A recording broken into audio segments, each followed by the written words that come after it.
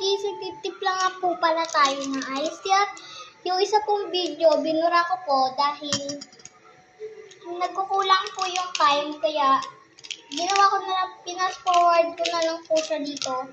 Binara ko na lang po yung isa para. So, ito po yung first steps na ginawa ko. Nilagyan ko muna po ng yung pichel, nilagyan ko ng yelo. Dalawang yelo po. Tapos, yan na po yung yelo niya. Wala pa po siyang lamang tubig. And, igaganyan, i-ano lang natin siya. I-mix ko lang yung iced tea, guys, dito.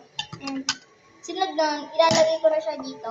Bago dyan po, lalagyan po muna natin ito ng yelo. At ikakat ko na lang po. Hello po, ito na po siya.